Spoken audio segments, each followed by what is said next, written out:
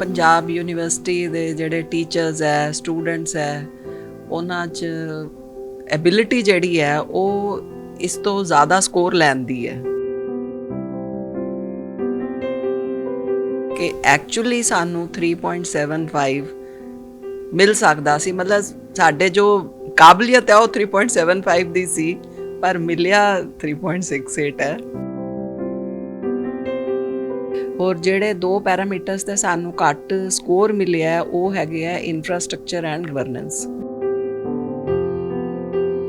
ਜਿਹੜੇ ਸੈਮੀਨਾਰਸ ਵਗੈਰਾ ਕਿਉਂਕਿ ਅੱਜ ਕੱਲ੍ਹ ਤੇ ਆਨਲਾਈਨ ਸਭ ਕੁਝ ਹੋ ਜਾਂਦਾ ਹੈ ਤੇ ਵੀ ਵਾਂਟ ਕਿ देयर ਇਨਵੋਲਵਮੈਂਟ ਸ਼ੁੱਡ ਇਨਕਰੀਜ਼। ਸਾਡੀਆਂ ਰਿਸਰਚ ਕੋਲੈਬੋਰੇਸ਼ਨਸ ਤੇ ਆਲਰੇਡੀ ਹੈ, ਇੰਟਰਨੈਸ਼ਨਲ ਕੋਲੈਬੋਰੇਸ਼ਨਸ ਤੇ ਹੈ। ਮਤਲਬ ਉਹਨਾਂ ਦੇ ਜਿਹੜੇ ਰੋਲ ਮਾਡਲਸ ਹੈ ਉਹ ਤਾਂ ਬਹੁਤ ਉੱਪਰ ਤੱਕ ਪਹੁੰਚੇ ਹੋਏ ਹੈ। ਚਾਹੇ ਅਸੀਂ ਪੋਲਿਟਿਕਸ ਦੀ ਗੱਲ ਕਰੀਏ ਤੇ ਪੰਜਾਬ ਯੂਨੀਵਰਸਿਟੀ ਤੋਂ ਇੱਕ ਪ੍ਰੈਜ਼ੀਡੈਂਟ, ਦੋ ਪ੍ਰਾਈਮ ਮਿਨਿਸਟਰ। ਜੀ ਗਲੋਬਲ ਪੰਜਾਬ ਟੀਵੀ ਦੇਖ ਰਹੇ ਹੋ ਤੁਸੀਂ। ਮੈਂ ਹਾਂ ਅਨੂਜਾ ਸ਼ਰਮਾ। ਪੰਜਾਬ ਦੀ ਝੋਲੀ 'ਚ ਇੱਕ ਹੋਰ ਖੁਸ਼ੀ ਤਦ ਪਹੁੰਚੀ ਜਿਸ ਵਕਤ ਪੰਜਾਬ ਯੂਨੀਵਰਸਿਟੀ ਨੂੰ ਐਤਕੀ ਨੈਕ ਨੇ ਗ੍ਰੇਡੇਸ਼ਨ ਦਿੱਤੀ, ਜਿਸ ਵਕਤ A++ ਦੇ ਨਾਲ ਨਵਾਜ਼ਿਆ ਗਿਆ। ਇਸ ਵਕਤ ਸਾਡੇ ਨਾਲ ਮੌਜੂਦ ਨੇ ਜਿਹੜੇ ਪੰਜਾਬ ਯੂਨੀਵਰਸਿਟੀ ਦੇ ਵਾਈਸ ਚਾਂਸਲਰ ਨੇ, ਰੇਨੂ ਵਿਕ ਜੀ ਮੌਜੂਦ ਨੇ। ਉਹਨਾਂ ਨਾਲ ਗੱਲਬਾਤ ਕਰਦੇ ਹਾਂ। Ma'am, A++ NAAC grading after so long, ਕਿਉਂਕਿ ਲੋਕ ਬਹੁਤ ਚਿਰ ਦਾ ਇੰਤਜ਼ਾਰ ਕਰ ਰਹੇ ਸੀਗੇ ਇਹਦਾ। ਕਿੰਨਾ ਕੁ ਔਖਾ ਲੱਗਾ ਇਹ ਟੀਚਾ ਇੱਥੇ ਤੱਕ ਪਹੁੰਚਣਾ, ਇੱਥੇ ਤੱਕ ਆਉਣਾ ਕਿੰਨਾ ਕੁ ਔਖਾ ਸੀ? ਇਹ ਚੈਲੰਜਿੰਗ ਸਫ਼ਰ ਸੀ? ਇਹ ਤੇ ਠੀਕ ਹੈ ਕਿ ਪਹਿਲੀ ਵਾਰੀ ਪੰਜਾਬ ਯੂਨੀਵਰਸਿਟੀ ਨੂੰ A++ ਗ੍ਰੇਡ ਮਿਲਿਆ ਹੈ, ਪਰ ਫਿਰ ਵੀ ਮੈਂ ਕਹਾਂਗੀ ਕਿ ਪੰਜਾਬ ਯੂਨੀਵਰਸਿਟੀ ਦੇ ਜਿਹੜੇ ਟੀਚਰਸ ਹੈ ਸਟੂਡੈਂਟਸ ਹੈ ਉਹਨਾਂ 'ਚ ਐਬਿਲਿਟੀ ਜਿਹੜੀ ਹੈ ਉਹ ਇਸ ਤੋਂ ਜ਼ਿਆਦਾ ਸਕੋਰ ਲੈਂਦੀ ਹੈ। 3.68 ਮਿਲਿਆ ਹੈ, ਪਰ ਅਸੀਂ ਅੱਜ ਸਵੇਰੇ ਵੀ ਐਨਾਲਾਈਜ਼ ਕਰ ਰਹੇ ਸੀਗੇ ਕਿ 3.68 ਸਾਨੂੰ ਕਿਸ ਤਰ੍ਹਾਂ ਮਿਲਿਆ। ਹੋਰ ਜਿਹੜਾ ਸਾਡਾ ਐਨਾਲਿਸਿਸ ਸੀਗਾ ਉਹਦੇ 'ਚ ਇਹੀ ਗੱਲ ਸਾਹਮਣੇ ਆਈ ਕਿ ਐਕਚੁਅਲੀ ਸਾਨੂੰ 3.75 ਮਿਲ ਸਕਦਾ ਸੀ। ਮਤਲਬ ਸਾਡੇ ਜੋ ਕਾਬਲੀਅਤ ਹੈ ਉਹ 3.75 ਦੀ ਸੀ ਪਰ ਮਿਲਿਆ 3.68 ਹੈ। ਅਕਸਰ ਇਹ ਜਿਸ ਵਕਤ ਅਸੀਂ ਕੋਈ ਟੀਚਾ ਆਪਣਾ ਹਾਸਲ ਕਰ ਲੈਂਦੇ ਸਾਨੂੰ ਲੱਗਦਾ ਹੁੰਦਾ ਕਿ ਹੁਣ ਅਗਲੇ ਵਾਲੇ 'ਚ ਕੀ ਕਮੀ ਰਹਿ ਗਈ ਹੈ, ਅਸੀਂ ਅਗਲੇ ਨੂੰ ਹਾਸਲ ਕਰੀਏ। ਤੁਸੀਂ ਐਨਾਲਾਈਜ਼ ਕੀਤਾ, ਜਿਵੇਂ ਤੁਸੀਂ ਕਿਹਾ, ਕੀ ਚੀਜ਼ਾਂ ਤੁਹਾਨੂੰ ਲੱਗਦੀਆਂ ਨੇ ਕਿ ਹੋਰ ਬਿਹਤਰ ਹੋ ਸਕਦੀਆਂ ਨੇ, ਇਹ ਚੀਜ਼ ਹੋਰ ਥੋੜੀ ਚੰਗੀ ਹੋ ਸਕਦੀ ਹੈ? ਐਕਚੁਅਲੀ ਜਦੋਂ ਮੈਂ 3.75 ਦੀ ਗੱਲ ਕਰ ਰਹੀ ਹਾਂ ਤੇ ਉਹ ਸਾਡੇ ਕੋਲ ਇਸ ਵੇਲੇ ਹੈ ਉਹ ਸਭ। ਹੋਰ ਬਿਹਤਰ ਤੇ ਫਿਰ 3.9 ਵੀ ਹੋ ਸਕਦਾ ਹੈ, ਬਟ ਅੱਜ ਦੀ ਡੇਟ 'ਚ ਜੋ ਸਾਡੇ ਕੋਲ ਮਤਲਬ ਜੋ ਡੇਟਾ ਸਾਡੇ ਕੋਲ ਹੈ ਉਸ ਹਿਸਾਬ ਨਾਲ ਵੀ 3.75 ਹੋ ਸਕਦਾ ਸੀ, ਕਿਉਂਕਿ ਜੋ ਡੇਟਾ ਹੈ ਉਹ ਅੰਡਰ ਰਿਪੋਰਟਡ ਹੈ। ਮਤਲਬ ਸਾਡੇ ਕੋਲ ਇਸ ਤੋਂ ਜ਼ਿਆਦਾ ਕੁਝ ਹੈਗਾ ਹੈ ਪਰ ਉਸ ਚੀਜ਼ ਦੇ ਸਾਡੇ ਕੋਲ ਡਾਕੂਮੈਂਟਸ ਨਹੀਂ ਸੀ ਜਾਂ ਜੋ ਵੀ ਕਾਰਨ ਹੈਗਾ ਉਹਦੇ ਕਰਕੇ। ਮਤਲਬ ਇਸ ਵੇਲੇ ਜੇ ਸਾਡੇ ਕੋਲ ਜੋ ਕੁਝ ਅਸੀਂ ਕਰਦੇ ਹਾਂ ਉਹਨਾਂ ਚੀਜ਼ਾਂ ਦੇ ਡਾਕੂਮੈਂਟਸ ਹੁੰਦੇ ਤੇ ਸਾਨੂੰ ਅੱਜ ਦੀ ਡੇਟ 'ਚ 3.75 ਮਿਲ ਸਕਦਾ ਸੀਗਾ। ਹੋਰ ਜੇ ਇਸ ਤੋਂ ਬੈਟਰ ਕਰਾਂਗੇ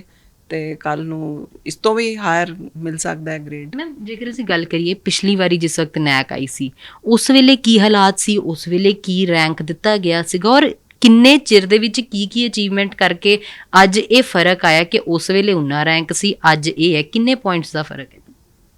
ਲਾਸਟ ਨੈਕ ਐਕ੍ਰੈਡੀਟੇਸ਼ਨ 'ਚ ਸਾਡਾ ਸਕੋਰ 3.35 ਸੀਗਾ ਹੋਰ ਐਤਕੀ 3.68 ਹੈ। ਤੇ ਜਿਹੜਾ ਇੰਸਟੀਟਿਊਸ਼ਨਲ ਵੈਲਿਊਜ਼ 'ਚ ਸਾਨੂੰ 4 ਆਊਟ ਆਫ 4 ਮਿਲਿਆ ਤੇ ਉਹਦੇ 'ਚ ਜਿਵੇਂ ਬੈਸਟ ਪ੍ਰੈਕਟਿਸਿਸ ਦਾ ਸੀਗਾ ਮੋਸਟਲੀ। ਤੇ ਬੈਸਟ ਪ੍ਰੈਕਟਿਸਿਸ 'ਚ ਜਿਵੇਂ ਸਾਡਾ ਪੰਜਾਬ ਯੂਨੀਵਰਸਿਟੀ ਦਾ ਜਿਹੜਾ ਆਪਣਾ ਸੈਫ ਸੈਂਟਰ ਹੈ, ਸੋਫਿਸਟੀਕੇਟਿਡ ਐਨਾਲਿਟੀਕਲ ਇੰਸਟਰੂਮੈਂਟੇਸ਼ਨ ਫੈਸਿਲਿਟੀ, ਅਸੀਂ ਇੱਕ ਉਸ ਬੈਸਟ ਪ੍ਰੈਕਟਿਸ ਦੀ ਆਪਣੀ ਸੈਲਫ ਸਟੱਡੀ ਰਿਪੋਰਟ 'ਚ ਗੱਲ ਕੀਤੀ ਸੀ। ਤੇ ਸਾਡਾ ਜਿਹੜਾ ਸੈਫ ਸੈਂਟਰ ਹੈ it is one of the best centres in India, ਕਿਉਂਕਿ ਜਿਹੜੇ ਸੈਂਪਲ ਟੈਸਟਿੰਗ ਹੁੰਦੀ ਹੈ all over India, total number of ਜਿਹੜੇ ਸੈਂਪਲਸ ਹੈਗੇ ਜਿਹੜੇ ਟੈਸਟ ਹੁੰਦੇ ਆ ਉਹਦੇ 'ਚੋਂ 1/3 ਸੈਂਪਲਸ ਸਾਡੇ ਸੈਂਟਰ 'ਚ ਟੈਸਟ ਹੁੰਦੇ ਆ। ਔਰ ਸਾਡੇ ਸੈਂਟਰ ਦੀ ਜਿਹੜੀਆਂ ਬੈਸਟ ਪ੍ਰੈਕਟਿਸਿਸ ਹੈ ਉਹ ਇਹ ਹੈ ਕਿ ਬਹੁਤ ਟਾਈਮਲੀ ਰਿਜ਼ਲਟ ਦਿੰਦੇ ਆ, ਹੋਰ ਰਿਜ਼ਲਟ ਦੀ ਇੰਟਰਪ੍ਰੀਟੇਸ਼ਨ ਵੀ ਦਿੰਦੇ ਆ। ਹੋਰ ਜਿਹੜੇ ਇਹਨਾਂ ਦੇ ਪ੍ਰੋਸੈਸਿਸ ਹੈ ਉਹ ਆਨਲਾਈਨ ਵੀ ਹੈਗੇ ਆ ਕਿ ਸੈਂਪਲਸ ਤੇ ਇਹਨਾਂ ਨੂੰ ਕੋਈ ਬਾਈ ਥਰੂ ਕੋਰੀਅਰ ਵੀ ਭੇਜ ਸਕਦਾ ਹੈ ਦੇ ਮਤਲਬ ਇੱਥੇ from all over India samples are tested in this center but ਇਹ ਰਿਜ਼ਲਟਸ ਆਨਲਾਈਨ ਵੀ ਭੇਜਦੇ ਹੈਗੇ ਆ ਹੋਰ ਪੇਮੈਂਟਸ ਵਗੈਰਾ ਵੀ ਆਨਲਾਈਨ ਹੋ ਜਾਂਦੀਆਂ ਹੋਰ ਰਿਜ਼ਲਟਸ ਜਦੋਂ ਇਹ ਰਿਜ਼ਲਟ ਐਨਾਲਿਸਿਸ ਕਰਦੇ ਆ ਤੇ ਦੂਸਰੀ ਪਾਰਟੀ ਨਾਲ ਪਹਿਲੇ ਵੀਡੀਓ ਕਾਨਫਰੰਸਿੰਗ ਕਰਕੇ ਵੀ ਸਾਰਾ ਡਿਸਕਸ ਕਰ ਲੈਂਦੇ ਆ ਸੋ ਜਿਹੜੀਆਂ ਇਹ ਅੱਛੀਆਂ ਪ੍ਰੈਕਟਿਸਿਸ ਫੋਲੋ ਕਰ ਰਹੇ ਹੈ ਕਿ ਟਾਈਮਲੀ ਹੋਰ ਗੁੱਡ ਇੰਟਰਪ੍ਰੀਟੇਸ਼ਨ ਹੋਰ ਐਕਿਊਰੇਟ ਰਿਜ਼ਲਟਸ ਜਿਹੜੇ ਦੇ ਰਹੇ ਆ ਉਹਦੇ ਕਰਕੇ it is the one of the best centres in India ਔਰ ਰੀਸੈਂਟਲੀ ਸਾਨੂੰ 5 ਕਰੋੜ ਦੀ ਗ੍ਰਾਂਟ ਵੀ ਮਿਲੀ ਸੀ DST ਤੋਂ to upgrade the facilities hair ਹੋਰ ਦੂਸਰੀ ਬੈਸਟ ਪ੍ਰੈਕਟਿਸ ਜਿਹੜੀ ਸੀਗੀ ਉਹ ਅਸੀਂ ਆਪਣੀ ਸੈਲਫ ਸਟੱਡੀ ਰਿਪੋਰਟ 'ਚ ਦਿੱਤੀ ਸੀ ਉਹ ਬਾਇਓਨੈਸਟ ਦੀ ਹੈ ਤੇ ਬਾਇਓਨੈਸਟ ਵੀ ਤੁਹਾਨੂੰ ਪਤਾ ਹੀ ਹੈ ਕਿ ਬਾਇਓਟੈਕਨੋਲੋਜੀ ਦਾ ਜਿਹੜਾ ਇਹ ਇਨਕਿਊਬੇਟਰ ਹੈਗਾ ਫॉर ਨਰਚਰਿੰਗ ਤੇ ਸਕੇਲੇਬਲ ਟੈਕਨੋਲੋਜੀਜ਼ ਤੇ ਫੰਡਡ ਬਾਈ ਬਾਇਰੈਕ ਤੋਂ ਫੰਡਿੰਗ ਹੈਗੀ ਹੈ ਇਹਦੇ ਕੋਲ ਤੇ ਇਹਦੇ ਵਿੱਚ ਮਤਲਬ ਜਿਵੇਂ 27 ਪਲੱਸ ਇਨਕਿਊਬੇਟਰਸ ਹੈ ਹੋਰ ਕੁਝ ਇਨਕਿਊਬੇਟਰਸ TRL ਲੈਵਲ 9 ਤੇ ਹੈਗੇ ਹੈ ਹੋਰ ਕੁਝ ਜ਼ਿਆਦਾਤਰ 4-5 ਤੇ ਹੈ ਹੀ ਹੈ ਹੋਰ ਕੁਝ ਇਨਕਿਊਬੇਟਰਸ ਬਹੁਤ ਅੱਛਾ ਕਰ ਰਹੇ ਹੈ ਇੱਕ incubator the revenue last year it was around 7 crores even SAF is on self sustainable basis ਉਹਦੀ ਸੈਫ ਦੀ ਵੀ ਹਰ ਸਾਲ ਦੀ 2 ਕਰੋੜ ਦੀ ਇਨਕਮ ਹੈ ਤੇ ਅਸੈਸਮੈਂਟ ਪੀਰੀਅਡ 'ਚ 10 ਕਰੋੜ ਦੀ ਇਨਕਮ ਸੀਗੀ ਔਰ ਆਪਣਾ ਜਿਹੜਾ ਉਹ ਕੰਜ਼ਿਊਮੇਬਲਸ ਵਗੈਰਾ ਦਾ ਖਰਚਾ ਹੈ ਈਵਨ ਕੁਝ ਸਟਾਫ ਦੀ ਸੈਲਰੀ ਵੀ ਉਹ ਆਪਣੀ ਇਨਕਮ 'ਚੋਂ ਕੱਢ ਲੈਂਦੇ ਹੈ ਸਿਮਿਲਰਲੀ ਬਾਇਓਨੈਸਟ ਵੀ ਹੁਣ ਕਾਫੀ ਸੈਲਫ ਸਸਟੇਨੇਬਲ ਮੋਡ 'ਚ ਆ ਗਿਆ ਹੈ ਇਹਨਾਂ ਕੋਲ ਇੰਡਸਟਰੀ ਤੋਂ ਵੀ ਇਨਕਮ ਹੈਗੀ ਹੈ ਹੋਰ ਜਿਹੜੇ ਇਨਕਿਊਬੇਟਰਸ ਹੈ ਉਹ ਵੀ ਕਾਫੀ ਸਕਸੈਸਫੁਲ ਹੋ ਗਏ ਹੈ ਤੇ ਉਹ ਉੱਥੋਂ ਵੀ ਕੁਝ ਪੇਬੈਕ ਆਉਣੀ ਸ਼ੁਰੂ ਹੋ ਗਈ ਹੈ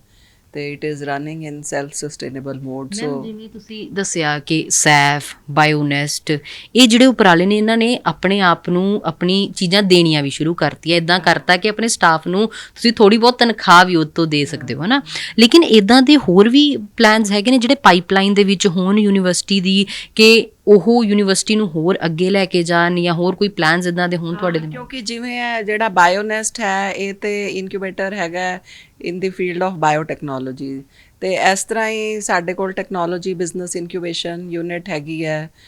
ਇੰਜੀਨੀਅਰਿੰਗ ਇੰਸਟੀਟਿਊਟ 'ਚ ਵੀ ਤੇ ਉੱਥੇ ਵੀ ਡਿਜ਼ਾਈਨ ਇਨੋਵੇਸ਼ਨ ਸੈਂਟਰ ਦੇ ਅੰਡਰ ਸਟਾਰਟਅਪਸ ਨੂੰ ਕਾਫੀ ਪ੍ਰਮੋਟ ਕੀਤਾ ਜਾ ਰਿਹਾ ਹੈ ਹੋਰ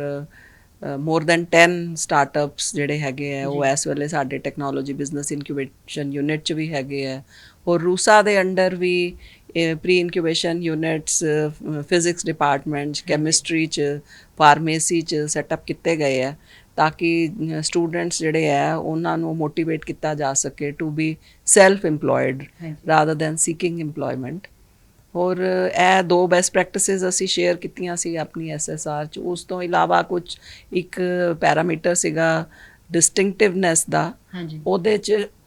ਅਸੀਂ ਆਪਣੇ ਫਿਜ਼ਿਕਸ ਡਿਪਾਰਟਮੈਂਟ ਦੀ ਐਗਜ਼ਾਮਪਲ ਦਿੱਤੀ ਸੀਗੀ ਕਿ ਜਿੱਥੇ ਕਿ ਮੈਕਸਿਮਮ ਇੰਟਰਨੈਸ਼ਨਲ ਕੋਲੈਬੋਰੇਸ਼ਨਸ ਹੈਗੀਆਂ ਹੋਰ ਉਹਨਾਂ ਦੀ ਫਿਜ਼ਿਕਸ ਡਿਪਾਰਟਮੈਂਟ ਦੀ ਸਾਡੇ ਫਰਮੀ ਲੈਬ ਦੇ ਨਾਲ ਹੋਰ CERN ਲੈਬ ਦੇ ਨਾਲ ਇੰਟਰਨੈਸ਼ਨਲ ਕੋਲੈਬੋਰੇਸ਼ਨਸ ਹੈ ਹੋਰ ਕਾਫੀ ਹਾਈ ਇੰਪੈਕਟ ਫੈਕਟਰ ਜਰਨਲਸ 'ਚ ਉਹਨਾਂ ਦੇ ਪੇਪਰਸ ਪਬਲਿਸ਼ ਹੁੰਦੇ ਆ ਮੈਮ ਜਿਹੜੇ ਤੁਸੀਂ ਪੈਰਾਮੀਟਰਸ ਦੱਸ ਰਹੇ ਹੋ ਤੁਸੀਂ ਕੁਝ ਪੈਰਾਮੀਟਰਸ ਦੱਸੇ ਜੇਕਰ ਅਸੀਂ ਕੁੱਲ ਮਿਲਾ ਕੇ ਗੱਲ ਕਰੀਏ ਕਿਉਂਕਿ ਦਰਸ਼ਕ ਬੈਠੇ ਦੇਖ ਰਹੇ ਨੇ ਉਹ ਵੀ ਜਾਣਨਾ ਚਾਹੁੰਦੇ ਨੇ ਕਿ ਕਿੰਨੇ ਪੈਰਾਮੀਟਰ ਸੀਗੇ ਜਿਨ੍ਹਾਂ ਦੇ ਵਿੱਚੋਂ ਪੰਜਾਬ ਯੂਨੀਵਰਸਿਟੀ ਨੇ ਅਜਿਹਾ ਕੰਮ ਕੀਤਾ ਕਿ A++ ਗ੍ਰੇਡਿੰਗ ਲੈ ਕੇ ਆ ਪਾਈ ਕਿੰਨੇ ਪੈਰਾਮੀਟਰ ਹੁੰਦੇ ਕੁੱਲ ਮਿਲਾ ਕੇ 7 ਪੈਰਾਮੀਟਰਸ ਹੁੰਦੇ ਆ ਤੇ ਜਿਵੇਂ curriculum aspects teaching learning resources ਤੇ research innovation और अपना ये स्टूडेंट प्रोग्रेशन और गवर्नेंस एंड लीडरशिप इंफ्रास्ट्रक्चर ਤੇ ਇਹ 7 ਪੈਰਾਮੀਟਰਸ ਹੁੰਦੇ ਆ ਜਿਨ੍ਹਾਂ ਚੋਂ 5 ਪੈਰਾਮੀਟਰਸ ਤੇ ਸਾਨੂੰ 3.7 ਤੋਂ ਉੱਤੇ ਮਿਲਿਆ ਇੰਸਟੀਟਿਊਸ਼ਨਲ ਵੈਲਿਊਜ਼ ਜਿਹੜੀਆਂ ਮੈਂ ਬੈਸਟ ਪ੍ਰੈਕਟਿਸਿਸ ਤੁਹਾਡੇ ਨਾਲ ਸ਼ੇਅਰ ਕੀਤੀਆਂ ਉਸ ਪੈਰਾਮੀਟਰ ਤੇ ਸਾਨੂੰ 4 ਆਊਟ ਆਫ 4 ਮਿਲਿਆ ਅੱਛਾ ਹਾਂ ਹੋਰ ਬਾਕੀ ਜਿਹੜੇ ਹੈਗੇ ਆ curriculum aspect teaching learning research innovation ਹੋਰ ਸਟੂਡੈਂਟ ਪ੍ਰੋਗਰੈਸ਼ਨ ਇਹਨਾਂ 'ਚ ਸਾਨੂੰ 3.7 ਤੋਂ ਉੱਪਰ ਮਿਲਿਆ ਹੋਰ ਜਿਹੜੇ 2 ਪੈਰਾਮੀਟਰਸ ਤੇ ਸਾਨੂੰ ਘੱਟ ਸਕੋਰ ਮਿਲਿਆ ਉਹ ਹੈਗੇ ਆ ਇਨਫਰਾਸਟ੍ਰਕਚਰ ਐਂਡ ਗਵਰਨੈਂਸ। ਮੈਮ ਉਹਦੇ ਵਿੱਚ ਹੁਣ ਕੀ ਕਰਨ ਦੀ ਲੋੜ ਹੈ, ਕਿਉਂਕਿ ਅਕਸਰ ਅਸੀਂ ਪੰਜਾਬ ਯੂਨੀਵਰਸਿਟੀ ਦੀ ਜਿਸ ਗੱਲਾਂ ਸੁਣਦੇ ਆ, ਬਹੁਤ ਸਾਰੇ ਸਵਾਲ ਬੱਚੇ ਵੀ ਖੜੇ ਕਰਦੇ ਨੇ, ਉਹ ਵੀ ਇਨਫਰਾਸਟ੍ਰਕਚਰ ਦੇ ਉੱਤੇ ਬਹੁਤ ਗੱਲਾਂ ਕਰਦੇ ਨੇ। ਤੁਹਾਡੇ ਨਾਲ ਵੀ ਪਿਛਲੀ ਵਾਰੀ ਗੱਲਬਾਤ ਹੋਈ ਸੀ, ਤੁਸੀਂ ਵੀ ਕਿਹਾ ਸੀ ਕਿ ਇਨਫਰਾਸਟ੍ਰਕਚਰ ਤੇ ਕੰਮ ਕਰਨ ਦੀ ਲੋੜ ਹੈ। ਕਿੰਨਾ ਕੁ ਹੱਲੇ ਕੰਮ ਕਰਨ ਦੀ ਲੋੜ ਹੈ ਇਨਫਰਾਸਟ੍ਰਕਚਰ ਤੇ, ਕਦ ਅਸੀਂ ਉਹ ਬਾਲ ਮਾਰਕ ਜਿਹੜਾ ਆ ਉੱਥੇ ਪਹੁੰਚ ਪਾਵਾਂ? ਦੇਖੋ ਇਨਫਰਾਸਟ੍ਰਕਚਰ ਦੇ ਤੇ ਬਹੁਤ ਕੰਮ ਕਰਨ ਦੀ ਲੋੜ ਹੈਗੀ ਹੈ, ਕਿਉਂਕਿ ਸਾਡੀਆਂ ਕੁਝ ਬਿਲਡਿੰਗਸ ਤੇ ਹੈਰੀਟੇਜ ਬਿਲਡਿੰਗਸ ਹੈ ਜੀ ਪੰਜਾਬ ਯੂਨੀਵਰਸਿਟੀ 'ਚ। ਹੋਰ 1960 ਦੀਆਂ ਜਿਹੜੀਆਂ ਬਿਲਡਿੰਗਸ ਬਣੀਆਂ ਹੋਈਆਂ they are crying for major restoration. So we need funds to do that, and let's see how we are heritage buildings li te we are planning to make a proposal. We should and I'm sure we'll get funding for that also. Ma'am Punjab ਸਰਕਾਰ ਦੇ ਵੱਲੋਂ ਵੀ ਲਗਾਤਾਰ ਕਿਹਾ ਜਾ ਰਿਹਾ ਅਸੀਂ hostel ਵਾਸਤੇ ਜਿਹੜਾ ਆ ਉਹ ਫੰਡ ਦੇਵਾਂਗੇ, ਔਰ ਪਿੱਛੇ ਇੱਕ ਮੁੱਖ ਮੰਤਰੀ ਪੰਜਾਬ ਵੀ ਆ ਕੇ ਗਏ ਸੀਗੇ, ਕਿਉਂਕਿ ਉਹਨਾਂ ਨੇ ਆਪਣੇ ਵੱਲੋਂ ਕਿਹਾ ਸੀ ਕਿ ਅਸੀਂ ਪੰਜਾਬ ਯੂਨੀਵਰਸਿਟੀ ਦਾ ਪੂਰੀ ਦੇਖ ਰੇਖ ਅਸੀਂ ਕਰ ਸਕਦੇ ਹਾਂ। ਕਿੰਨਾ ਕੁ ਉਹਦੇ ਨਾਲ ਸੁਧਾਰ ਹੋਏਗਾ, ਜਾਂ ਜਿਹੜਾ ਫੰਡ ਪੰਜਾਬ ਦੇ ਮੁੱਖ ਮੰਤਰੀ ਦੇ ਕੇ ਗਏ ਨੇ ਉਹਦੇ ਨਾਲ ਕੋਈ ਕੰਮ ਜਾਂ ਉਹਦੇ ਨਾਲ ਇਨਫਰਾਸਟ੍ਰਕਚਰ 'ਚ ਸੁਧਾਰ ਆ ਸਕਦਾ ਆ? ਪੰਜਾਬ ਗਵਰਨਮੈਂਟ ਨੇ 2 ਨਵੇਂ ਹੋਸਟਲ, ਮਤਲਬ ਇੱਕ ਗਰਲਸ ਦੇ ਹੋਸਟਲ ਦੇ 2 ਫਲੋਰਸ ਤੇ ਆਲਰੇਡੀ ਬਣੇ ਹੋਏ ਆ, ਬਾਕੀ 5 ਫਲੋਰਸ ਬਣਾਉਣ ਵਾਸਤੇ, ਔਰ ਇੱਕ ਬॉयਜ਼ ਹੋਸਟਲ 6 ਫਲੋਰਸ ਦਾ ਬਣਾਉਣ ਵਾਸਤੇ ਸਾਨੂੰ ਫੰਡਸ ਦੀ ਪਰਮਿਸ਼ਨ ਦਿੱਤੀ ਹੈ। ਤੇ ਉਹ ਅਸੀਂ ਹੁਣ ਉਹਨਾਂ ਨੂੰ ਪ੍ਰਪੋਜ਼ਲ ਭੇਜੀ ਹੋਈ ਹੈ ਟਾਈਮਲਾਈਨਸ ਦੇ ਹਿਸਾਬ ਨਾਲ ਕਿ ਸਾਨੂੰ ਐਵਰੀ ਕੁਆਟਰ ਅਸੀਂ ਕੀ ਕੁਝ ਕਰ ਸਕਦੇ ਹਾਂ, ਹੋਰ ਉਹਦੇ ਹਿਸਾਬ ਨਾਲ ਅਸੀਂ ਉਹਨਾਂ ਤੋਂ ਫੰਡਸ ਮੰਗੇ ਹੈ। ਹੋਰ ਜਿਸ ਤਰ੍ਹਾਂ ਹੀ ਪੈਸੇ ਆਉਣਗੇ ਤੇ ਉਹ ਹੋਸਟਲਸ ਦੇ ਬਣਨ ਦਾ ਕੰਮ ਸ਼ੁਰੂ ਹੋ ਜਾਏਗਾ। ਅੱਗੇ ਪਲਾਨ ਕਰ ਰਹੇ ਹੋ ਕਿ ਕੁਝ ਹੋਰ ਕੋਰਸਿਸ ਵੀ ਇੰਟਰੋਡਿਊਸ ਕੀਤੇ ਜਾਣ, ਡਿਸਟੈਂਸ ਲਰਨਿੰਗ ਵੀ ਇੰਟਰੋਡਿਊਸ ਵੱਧ ਤਰੀਕੇ ਨਾਲ ਕੀਤੀ ਜਾਵੇ, ਤਾਂ ਕਿ ਹੋਰ ਜਿਹੜੇ ਦੂਰ ਦਰਾਜ਼ ਲੋਕ ਬੈਠੇ ਨੇ, ਜਿਹੜੇ ਇੱਥੇ ਆ ਨਹੀਂ ਸਕਦੇ ਔਰ ਪੰਜਾਬ ਯੂਨੀਵਰਸਿਟੀ ਨਾਲ ਕਿਸੇ ਨਾ ਕਿਸੇ ਤਰੀਕੇ ਨਾਲ ਜੁੜਨਾ ਚਾਹੁੰਦੇ ਨੇ, ਉਹਨਾਂ ਦੇ ਵਾਸਤੇ ਵੀ ਕੋਈ ਪਲਾਨ ਹੈਗਾ ਹੈ ਕਿ ਡਿਸਟੈਂਸ ਐਜੂਕੇਸ਼ਨ ਹੋਰ ਹੋਵੇ? ਹੁਣ ਅਸੀਂ ਕੈਂਪਸ ਤੇ ਤਾਂ ਨੈਸ਼ਨਲ ਐਜੂਕੇਸ਼ਨ ਪਾਲਿਸੀ ਇਸ ਸਾਲ ਤੋਂ ਇੰਪਲੀਮੈਂਟ ਕਰਤੀ ਹੈ, ਹੋਰ ਉਹਦੇ ਅੰਡਰ ਹੀ ਜਿਵੇਂ ਸਾਡੇ ਨਾ ਸਾਰੇ ਹੈ ਸਕਿੱਲ ਐਨਹਾਂਸਮੈਂਟ ਕੋਰਸਿਸ ਹੈ, ਵੈਲਿਊ ਐਡਿਡ ਕੋਰਸਿਸ ਹੈ, ਇਹਨਾਂ ਦੀਆਂ ਬਾਸਕਟਸ ਬਣ ਗਈਆਂ। So more than I would say 100 courses have already been added to these baskets. ਔਰ ਇਸ ਤੋਂ ਇਲਾਵਾ ਜਿਹੜੇ ਸਾਡੇ ਮੇਜਰ ਮਾਈਨਰ ਹੈ ਉਹਦੇ 'ਚ ਵੀ ਕਾਫੀ ਬੱਚਿਆਂ ਨੂੰ ਆਪਸ਼ਨਸ ਹੋਣਗੀਆਂ। ਔਰ ਹਾਲੇ ਤੇ ਅਸੀਂ ਸਿਰਫ ਫਸਟ ਈਅਰ ਦਾ ਹੀ ਕੈਰੀਕੂਲਮ ਤਿਆਰ ਕੀਤਾ ਸੀ, ਹੁਣ ਸੈਕੰਡ ਈਅਰ ਦੀ ਅਸੀਂ ਤਿਆਰੀ ਸ਼ੁਰੂ ਕਰਤੀ ਹੈ ਕਿ ਨੈਕਸਟ ਈਅਰ ਮਤਲਬ ਜਦੋਂ ਸਾਡੇ ਹੈ ਹੁਣ ਬੱਚੇ ਜਿਹੜੇ ਐਡਮਿਟ ਹੋਏ ਆ ਜਦੋਂ 24 25 'ਚ ਸੈਕੰਡ ਈਅਰ 'ਚ ਜਾਣਗੇ ਤਦ ਅਸੀਂ ਉਹਨਾਂ ਨੂੰ ਕੀ ਆਪਸ਼ਨਸ ਦੇਣੀਆਂ। ਔਰ ਜਿਵੇਂ ਆਨਲਾਈਨ ਐਜੂਕੇਸ਼ਨ ਦਾ ਜ਼ਮਾਨਾ ਹੈ ਤੇ ਯੂਸੋਲ ਸਾਡਾ ਟ੍ਰੈਡੀਸ਼ਨਲ ਕੋਰਸਿਸ ਰਨ ਕਰਦਾ ਹੈ, ਤੇ ਉਹਨਾਂ ਨਾਲ ਵੀ ਗੱਲਬਾਤ ਹੋਈ ਹੈ ਕਿ ਉਹਨਾਂ ਨੂੰ ਜਿਵੇਂ ਸਰਟੀਫਿਕੇਟ ਕੋਰਸਿਸ ਆਫਰ ਕਰਨੇ ਚਾਹੀਦੇ ਹੈ ਲੇਟੈਸਟ ਥੀਮਸ 'ਤੇ, ਜਿਸ ਤਰ੍ਹਾਂ ਕਿ ਬਿਜ਼ਨਸ ਇੰਟੈਲੀਜੈਂਸ ਜਾਂ ਇਮੋਸ਼ਨਲ ਇੰਟੈਲੀਜੈਂਸ ਤੇ ਬਿਜ਼ਨਸ ਐਨਾਲਿਟਿਕਸ ਤੇ ਇਸ ਤਰ੍ਹਾਂ ਦੇ ਕੋਰਸ ਸ਼ਾਰਟ ਟਰਮ ਜਿਵੇਂ 40 ਆਵਰਸ ਦੇ ਸਰਟੀਫਿਕੇਟ ਕੋਰਸਿਸ ਉਹ ਇੰਟਰਨੈਸ਼ਨਲ ਲੈਵਲ ਦੀ ਫੈਕਲਟੀ ਨੂੰ ਅਰੇਂਜ ਕਰਕੇ ਰਨ ਕਰਨ ਦੀ ਕੋਸ਼ਿਸ਼ ਕਰਨ। ਤੇ ਇਸ ਤਰ੍ਹਾਂ ਦੇ ਕੁਛ ਮਤਲਬ ਡਿਸਕਸ਼ਨਸ ਚੱਲ ਰਹੀਆਂ ਕਿ ਅਸੀਂ ਆਪਣੇ ਜਿਹੜੇ ਰੂਟੀਨ 'ਚ ਜਿਹੜੀਆਂ ਅਸੀਂ ਕਾਨਫਰੰਸਿਸ ਵਰਕਸ਼ਾਪਸ ਕਰਾਉਂਦੇ ਹਾਂ ਉਹਦੇ 'ਚ ਵੀ ਇੰਟਰਨੈਸ਼ਨਲ ਫੈਕਲਟੀ ਨੂੰ ਇਨਵੋਲਵ ਕੀਤਾ ਜਾਏ, ਬਿਕੋਜ਼ ਇੰਟਰਨੈਸ਼ਨਲਾਈਜੇਸ਼ਨ ਬਹੁਤ ਇੰਪੋਰਟੈਂਟ ਹੈਗੀ ਹੈ। ਔਰ ਸਾਡਾ ਇਸ ਸਾਲ ਦਾ ਟਾਰਗੇਟ ਇਹੀ ਹੈ ਕਿ ਅਸੀਂ ਮੈਕਸਿਮਮ ਆਪਣੀ ਜਿਹੜੇ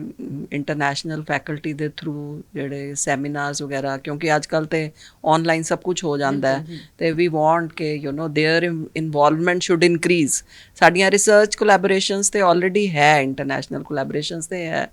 but we can involve them ਜਦੋਂ ਵੀ ਅਸੀਂ ਕੋਈ ਵਰਕਸ਼ਾਪ ਕਰਦੇ ਹਾਂ, ਸੈਮੀਨਾਰ ਕਰਦੇ ਹਾਂ, we can request a few faculty members abroad to take 1 or 2 sessions in the workshops and seminars that we organize, so that the students,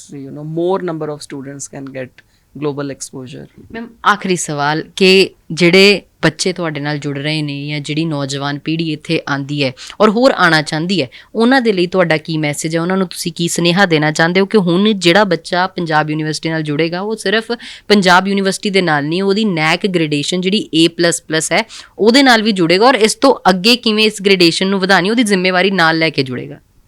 ਬਿਲਕੁਲ ਆਉਣ ਵਾਲੇ ਪ੍ਰੈਜ਼ੈਂਟ ਸਟੂਡੈਂਟਸ ਲਈ, ਫਿਊਚਰ ਸਟੂਡੈਂਟਸ ਲਈ, ਸਭ ਲਈ ਮੇਰਾ ਤੇ ਮੈਸੇਜ ਇਹੀ ਹੈ ਕਿ ਜਦੋਂ ਪੰਜਾਬ ਯੂਨੀਵਰਸਿਟੀ 'ਚ ਇੱਕ ਆ ਜਾਂਦੇ ਹੈ ਤੇ ਦੇ ਹੈਵ, ਮਤਲਬ ਉਹਨਾਂ ਦੇ ਜਿਹੜੇ ਰੋਲ ਮਾਡਲਸ ਹੈ ਉਹ ਤਾਂ ਬਹੁਤ ਉੱਪਰ ਤੱਕ ਪਹੁੰਚੇ ਹੋਏ ਹੈ। ਚਾਹੇ ਅਸੀਂ ਪੋਲੀਟਿਕਸ ਦੀ ਗੱਲ ਕਰੀਏ ਤੇ ਪੰਜਾਬ ਯੂਨੀਵਰਸਿਟੀ ਤੋਂ ਇੱਕ ਪ੍ਰੈਜ਼ੀਡੈਂਟ, 2 ਪ੍ਰਾਈਮ ਮਿਨਿਸਟਰ ਜੀ ਹੈਗੇ ਹੈ। ਬਿਊਰੋਕਰੈਟਸ ਦੀ ਗੱਲ ਕਰੀਏ ਤੇ ਬਿਊਰੋਕਰੈਟਸ ਵੀ ਸਾਰੇ,